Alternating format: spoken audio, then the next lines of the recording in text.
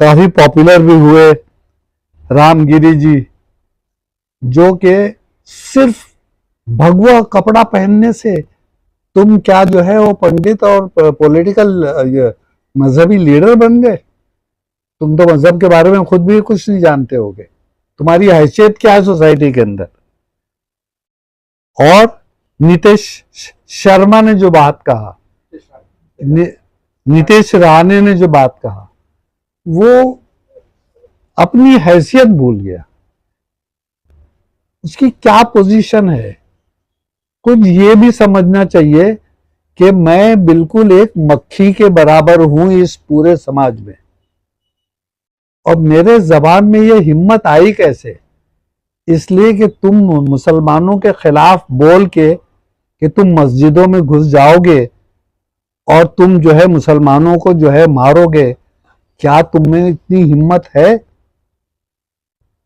कहना तो नहीं चाहिए, लेकिन ये बात मुसलमानों को समझना जरूरी है।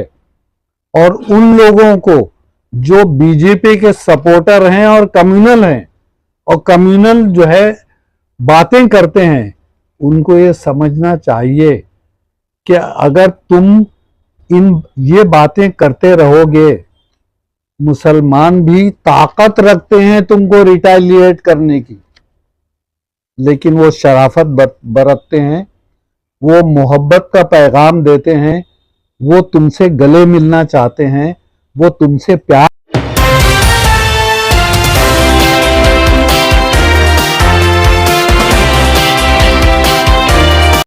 और मेरी एज जो है 83 ईयर्स है, तो आप लोगों में से काफ़ी लोग जो है मुझसे बहुत जूनियर होंगे और मेरी पुरानी पॉलिटिकल एक्टिविटी और कंट्रीब्यूशन नहीं जानते होंगे शायद। डॉक्टर अख्तर हसन रिजवी, मैंने 96 के अंदर लोकसभा इलेक्शन लड़ा था समाजवादी के पार्टी के बेस पे, इस कॉन्स्टिट्यूंसी के अंदर जो बांद्रा वेस्ट कहलाता है। इसके बाद में मैं 98 में मैं उत्तर प्रदेश से राज्यसभा से जीता था, तो फिर 94 तक था मैं। उसके बाद में जो है शरद पवार जी की अपनी जो पार्टी है उसमें मैं नेशनल जनरल सेक्रेटरी बन गया। फिर कुछ वजूहात की बिना पर मैंने पॉलिटिकली अपने आप को ज़्यादा इन्वॉल्व नहीं किया। लेकिन अब इशू मुस्लिम कम्युनिटी का ख़ास तौर से इतने स्केल के ऊपर आगे बढ़ गया है कि इसकी आवाज़ पूरे हिंदुस्तान में मुसलमानों की गूंजनी चाहिए और मिल के एक साथ सबको यूनाइटेड जो है वो आवाज़ उठानी चाहिए।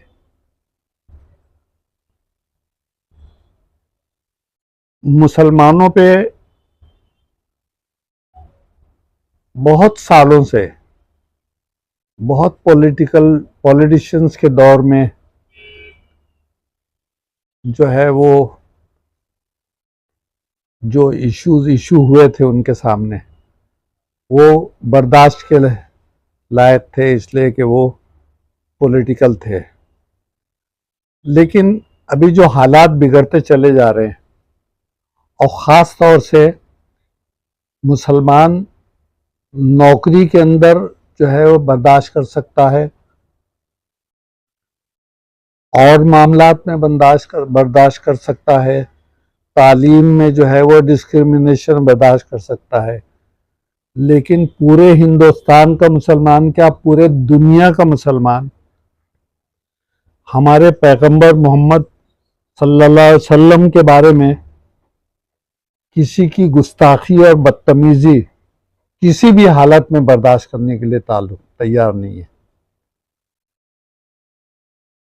लोग जो जिहाद की बात करते हैं, वो जिहाद जो है मामूली मामलात के अंदर किसी को उसके बारे में कहने के लिए या उस पर डिस्कशन करने की कोई जरूरत नहीं है, लेकिन जहां पर हमारे पैगंबर की बात आएगी वहां पर हर मुसलमान दुनिया भर में अपनी जान देने के लिए तैयार। वहां जिहाद का वक्त का लफ्ज जो है वो ज्यादा फिट होता है। सिर्फ पॉलिटिकल फायदे के लिए पॉलिटिकल पार्टीज ने अभी जो हैं उन्होंने मुसलमानों का फायदा तो उठाया, लेकिन उनके हक को नहीं दिया। हक नहीं दिया वो भी बर्दाश्त है, लेकिन खास तौर से हमारे यहाँ जो ये कांग्रेस पार्टी है, जो मुसलमानों की अपना बड़ा सपोर्टर गिनती है, और हमारे राहुल जी काम बहुत अच्छा कर रहे हैं हिंदुस्तान भर में आम जनता के लिए, वो बात अलग है।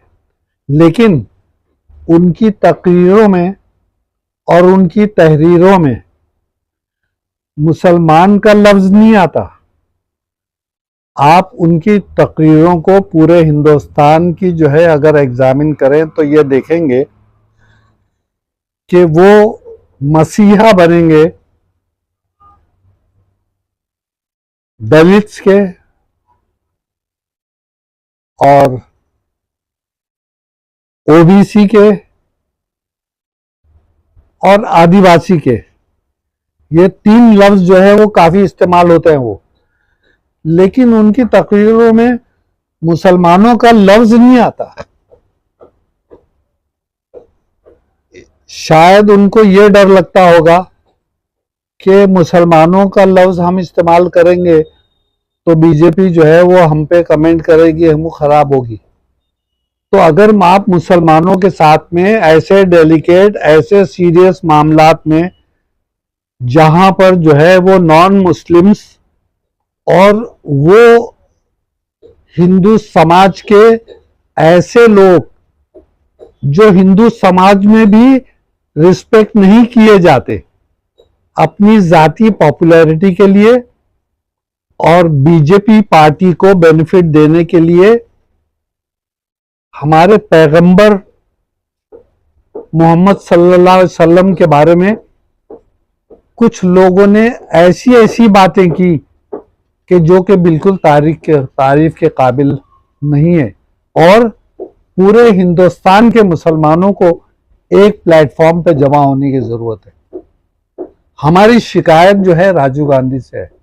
हम उनके जो इश्यूज उन्होंने और जो कांग्रेस के इश्यूज जो उन्होंने हिंदुस्तान भर में उठाए हैं दूसरे मामलात में, वो अपनी जगह पे सही हो सकते हैं, लेकिन उन्होंने महाराष्ट्र का भी इलेक्शन है, महाराष्ट्र के अंदर आके उन्होंने शिवाजी महाराज, हम सब लोग रिस्पेक्ट करते हैं, हम सब महाराष्ट्रियन हैं, हिंदुस्तान भर के लोग उनको रिस्पेक्ट करते हैं, और उनकी जो मूर्ति को जो गिर गई, किसी ने उसको खास गिराया नहीं, इसलिए कि कमजोर बनाई गई। रिश्वत लेके पैसे लेके तुम कमजोर बनाओगे तो वो गिरेगा। तो उनका नाम लेके उसका खास तौर से सिर्फ अभी महाराष्ट्र में इलेक्शन होने वाला है, इसलिए उस तस्वीर को लेके, उस मूर्त को लेके आप हमदर्दी जताने के लिए यहां पर आ गए, लेकिन आपका हमारे पैगंबर के बारे में कोई भी स्टेटमेंट नहीं आया, और न उनके इशू के ऊपर आप उस जगह पहुंचे जहां पर जो है इन बदमाश जो अपने आप को मजहबी लीडर कहते हैं, जो अपने मजहब के बारे में खुद नहीं जानते, जो अपने मजहब हिंदुइज्म के बारे में खुद नहीं जानते, लेकिन चूंकि वो पॉपुलैरिटी चाहते हैं अवाम के अंदर, इसलिए अवाम के अंदर आके वो खिलाफ ऐसी बात कर रहे हैं जो कभी बर्दाश्त नहीं है, और जिसके ऊपर एजिटेशन करना चाहिए, रैली करना चाहिए, कांग्रेस पार्टी को और उस जगह पहुंचना चाहिए जहां पर ये इंसिडेंट्स हुए। सिर्फ जो है आप बयान देंगे, टीवी पे आ जाएगा, अखबार में आ जाएगा, चंद लम्हों के लिए, उतना काफी नहीं है। आपको तो ऐसा एजिटेशन पूरे हिंदुस्तान में मुसलमानों के सपोर्ट में करना चाहिए कि जिन लोगों ने ये बदतमीजी की है, ये बेहुरमती की है, उनको सिर्फ एफआईआर नहीं करना है, उनको सिर्फ अरेस्ट नहीं करना है, उनको सिर्फ जेल में नहीं डालना है, उनको बराबर उस जुर्म की सजा देने की जरूरत है। तो वो सजा दिलाना है, उस ग्रेड के ऊपर तुमको एजिटेशन करना है। नूपुर शर्मा ने बहुत पहले इसी तरह से हमारे पैगंबर के खिलाफ जो है बयान दिए, जो मुसलमानों को बर्दाश्त नहीं। पूरे हिंदुस्तान के अंदर मुसलमानों ने एजिटेशन किया उसके बारे में। क्या हुआ? एफआईआर हुआ, अरेस्ट नहीं हुआ। लेकिन जो हमारे प्राइम मिनिस्टर हैं, प्राइम मिनिस्टर कोई किसी पार्टी का नहीं होता, प्राइम मिनिस्टर पूरे हिंदुस्तान की जनता का होता है। और वो प्राइम मिनिस्टर जो अभी हमारे सामने सबका बराबर, सबका राइट, ऐसा स्लोगन जब देता है, सबकी बराबरी का देता है, और इस मामले के अंदर जो बहुत ज्यादा डेलिकेट है, बिल्कुल खामोश है, कोई स्टेटमेंट नहीं देता। न इन पॉलिटिकल लीडरों से, इन बीजेपी के लीडरों से कोई ऐसा स्टेटमेंट आए या वो एक्शन ले उनको, जो बराबर जो है ये हरकतें करते रहते हैं और हमारे पैगंबर के खिलाफ जो है स्टेटमेंट करते रहते हैं, उनके खिलाफ कोई स्टेटमेंट नहीं। ऑन दी कॉन्ट्री, ऐसा भी हुआ है कि कुछ बीजेपी के लीडर्स ने यह भी कहा है कि अगर वो लोग ऐसा कुछ स्टेटमेंट देते हैं, हमारे बीजेपी के लोग, तो हम उनके खिलाफ कोई एक्शन नहीं लेंगे। तो अगर जो हुकूमत इस वक्त है और हमारे प्राइम मिनिस्टर मोदी जी जो हैं, जो बहुत इंसाफ की बात करते हैं और दोगली बात करते हैं, कि कहते कुछ और हैं और करते कुछ और हैं, उनकी जबान पे ताला लगा हुआ है, इसलिए कि वो एनकरेज करते हैं। खुद अपने मुंह से खिलाफ नहीं बोल सकते, लेकिन वो अपने दूसरे लीडरों से, दूसरे पंडितों से बुलवाते हैं। ये तो ये नाइंसाफी है, और इस नाइंसाफी को हम जिसको सपोर्ट करते हैं, यानी कांग्रेस को जो सपोर्ट किया है, वो मुस्लिम्स ने सपोर्ट किया है। 20 to 25% मुस्लिम्स है हिंदुस्तान में। और आप लोग अच्छी तरह से जानते हैं कि अगर कांग्रेस ने 60-70 साल जो रूल किया है, सिर्फ मुसलमानों और दलित के वोटों से वो रूल किया है, हिंदुओं के अकेले वोट से नहीं किया है। अगर ये न होते तो वो तराजू इनके फेवर में न होता। दलित हमारे भाई हैं, लेकिन वो 15% है। हम उनके डिमांड्स को, उनकी पोजीशन को सपोर्ट करते हैं, लेकिन आप ये सोचिए कि 15% वो हैं और उनके नाम को यूटिलाइज करके तुम वोट जो है समेट रहे हो, और जो 20-25% हैं उनको तुम इग्नोर कर रहे हो। तो ये बहुत ज्यादा पॉलिटिकली ऑल्सो नाइंसाफी है। हम स्ट्रांगली प्रोटेस्ट करते हैं, और मैं ये सजेशन दूंगा कि पूरे हिंदुस्तान के मुसलमान, चाहे अलग अलग पार्टियों में हो, जो हैं, हम तादाद में थोड़े हैं टोटल पॉपुलेशन के हिसाब से, लेकिन ऐसे बटे हुए हैं कि सियासी तौर पे कोई हैसियत नहीं रखते। हम कोई सियासी पार्टी एक ऐसी बना नहीं सकते। कभी मुस्लिम लीग बनी थी, आज कोई हिम्मत नहीं कर सकता कि कोई एक पार्टी बनाए और उसका नाम मुस्लिम लीग रखे, इसलिए कि उसके ऊपर जो है वो पाकिस्तान का लेबल लग जाता है। तो वो भी हिम्मत वो नहीं कर सकते। तो अब कौन सा ऐसा फॉर्मूला होगा कि हिंदुस्तान के मुसलमान उस पॉलिटिकल पार्टी को सपोर्ट करें जो मुसलमानों के हित में काम करे। और काम के अलावा सबसे पहले जो ये बहुत ज्यादा डेलिकेट इशू है जिसके ऊपर हिंदुस्तान मुसलमान कभी भी जो है कॉम्प्रोमाइज करने के लिए तैयार नहीं है, उसके खिलाफ आप एक्शन लीजिए।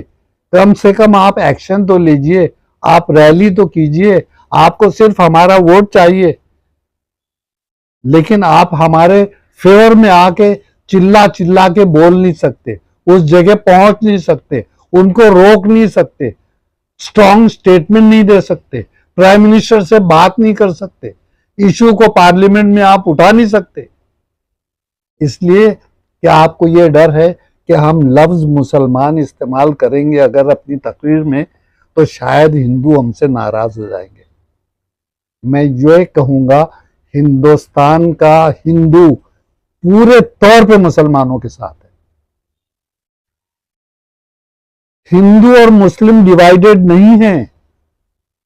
और ये जो पंडित हैं, ये जो बीजेपी के लीडर्स हैं जो मुसलमानों के खिलाफ कहते हैं, उसके खिलाफ हिंदू खड़े हो जाते हैं बोलने के लिए। मुसलमान खड़े होकर झगड़ा नहीं करते, मुसलमान तो सिर्फ बेबसी से फरियाद करते हैं, सजेस्ट करते हैं। लेकिन अगर कोई लड़ता है मुसलमानों के कॉज के लिए तो वो हिंदू लड़ता है। तो जिन लोगों ने, कई लोगों के नाम सामने आए, आप लोगों ने देखा था कि काफी पॉपुलर भी हुए रामगिरी जी, जो कि सिर्फ भगवा कपड़ा पहनने से तुम क्या जो है वो पंडित और पॉलिटिकल मजहबी लीडर बन गए। तुम तो मजहब के बारे में खुद भी कुछ नहीं जानते होगे, तुम्हारी हैसियत क्या है सोसाइटी के अंदर। और नीतीश शर्मा ने जो बात कहा, नीतीश राणे ने जो बात कहा, वो अपनी हैसियत भूल गया। उसकी क्या पोजीशन है, कुछ ये भी समझना चाहिए कि मैं बिल्कुल एक मक्खी के बराबर हूं इस पूरे समाज में। और मेरे जबान में ये हिम्मत आई कैसे? इसलिए कि तुम मुसलमानों के खिलाफ बोल के कि तुम मस्जिदों में घुस जाओगे और तुम जो है मुसलमानों को जो है मारोगे, क्या तुम्हें इतनी हिम्मत है?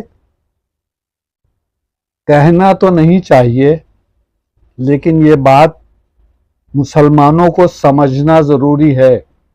और उन लोगों को जो बीजेपी के सपोर्टर हैं और कम्युनल हैं और कम्युनल जो है बातें करते हैं, उनको ये समझना चाहिए कि अगर तुम ये बातें करते रहोगे, मुसलमान भी ताकत रखते हैं तुमको रिटेलिएट करने की, लेकिन वो शराफत बरतते हैं, वो मोहब्बत का पैगाम देते हैं, वो तुमसे गले मिलना चाहते हैं, वो तुमसे प्यार करते हैं, इसलिए कि तुम भी उनको प्यार करते हो।